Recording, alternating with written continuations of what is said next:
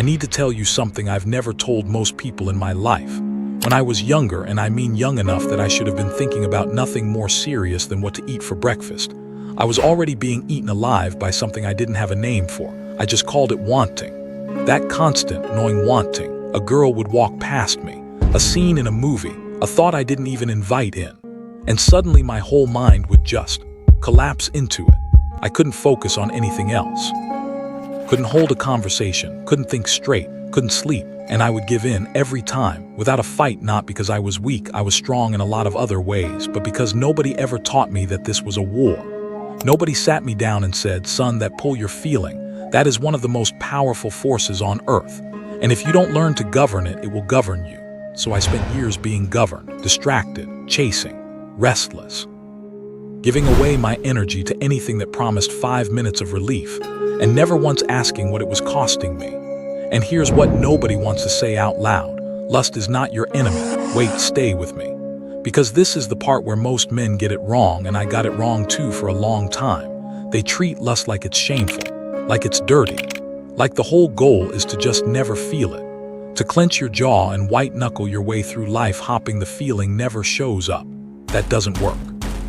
You know it doesn't work. You've tried it, you go 3 days, maybe a week, and then something small happens, a stressful day, a quiet night, a single image, and you fall harder than you did before. And then comes the shame, and the shame makes it worse. And now you're not just fighting lust, you're fighting guilt on top of it, and you're exhausted and you feel like something is fundamentally broken inside of you. Nothing is broken inside of you, but something is unbuilt. That's the difference. And that difference is everything. What I'm about to tell you isn't a trick. It isn't a 30-day challenge. It isn't some hack you put up on your bathroom mirror and forget about in a week. This is the actual architecture of how a man conquers himself, and it changed my life. Not overnight, not easily, but completely. The first step is this. Understand what lust actually runs on, because you can't conquer something you haven't studied. Most men think lust is about the body. It isn't. Not really. The body is just the address where it shows up. Lust lives in the mind. And more specifically, lust thrives in boredom, in emptiness, in the absence of something real to pursue. Think about when it hits hardest. It's not when you're locked in on something you're building. It's not when you're deep in the middle of a problem that actually matters to you. It hits when you're idle, when you're restless, when there's a gap, and your mind goes looking for something to fill it. This is what I wish someone had explained to me. Lust is a symptom. It is your mind announcing that something is missing, that you are underoccupied, that your drive has nowhere to go. I had a friend, let me call him Marcus. Sharp guy, funny, talented, the kind of person you actually like being around. But Marcus couldn't keep his hands off his phone. Couldn't go 20 minutes without pulling up something he shouldn't. Couldn't be alone with his thoughts for more than 30 seconds. And I watched his whole life shrink because of it. Not dramatically all at once. Slowly, his focus got shorter. His confidence got quieter. Every time a real woman actually liked him, he got awkward, strange, couldn't show up. Because his nervous system had been rewired. He'd been feeding himself a cheap substitute for so long that the real thing felt overwhelming. That's what this does. It doesn't just steal your energy. It rewires your capacity for reality. So step 1 is not about stopping anything yet. Step 1 is honest accounting. You sit down alone, no phone, and you ask yourself, when does this hit me? What am I doing before it happens? What is the gap it always fills? Name it. Because what you can name, you can begin to starve. Step 2 is where most men want to skip ahead and declare victory. They think step 1 is the whole thing. That awareness is enough. It isn't. Because awareness without action is just guilt with better vocabulary. You have to dismantle the infrastructure. I'm going to be specific with you because specific is what actually helps. The infrastructure is the accounts you follow, the apps you open at midnight, the notifications you leave on, the idle hours you haven't filled, the rooms in your life where the worst version of you tends to show up, all of it. That's removing the infrastructure. And here's why this step is so hard. Because nobody tells you that removing it will feel like loss, real loss. You'll delete the apps and feel a strange grief you can't explain. You'll unfollow the accounts and feel like you gave something up. And in the first few days, it gets louder, not quieter. The mind goes looking for what it can't find. That is not relapse. That is withdrawal, and it is supposed to hurt. I remember when I finally got serious about this. I mean truly serious, not performatively serious.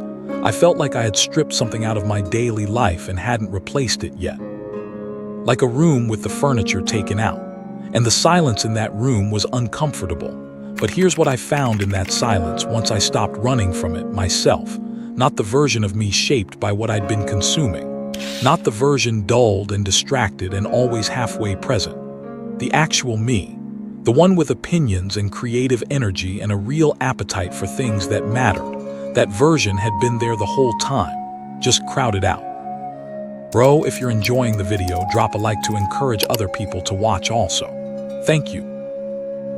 So when you remove the infrastructure, and I mean seriously remove it, not I'll keep the app but mute it, you have to replace it immediately with something real.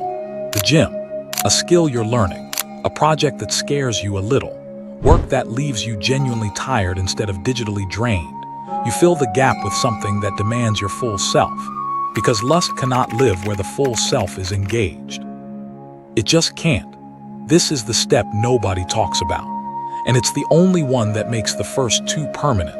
You have to build the man who genuinely doesn't need the escape, not the man who white knuckles through the urge, not the man who relies on willpower, because willpower is a muscle and it fatigues, and everyone who's ever lived by willpower alone has eventually collapsed under it. I mean the man whose life is so full, so intentional, so genuinely his own, that the pull of distraction loses its gravity. Here's the truth about identity that nobody puts into words clearly enough. We don't just choose our behaviors. We live up to our self-image, or down to it. A man who believes he is conquered by lust will be conquered by lust. Not because he's weak, but because he's confirmed his own story every time he gives in, and the story hardens into something that feels like fact. So the third step is about rewriting the story, not through affirmations and not through pretending, through evidence. Small evidence piled up daily. You wake up before you want to. You do the hard thing first. You train your body like it belongs to someone you respect. You keep promises to yourself, the small ones that nobody sees, because every kept promise is a brick in the foundation of who you actually are.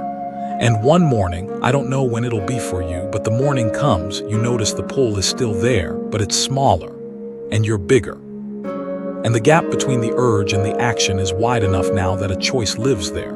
An actual choice. That's what you're building, that gap. Because the man who conquers lust isn't the man who stopped feeling.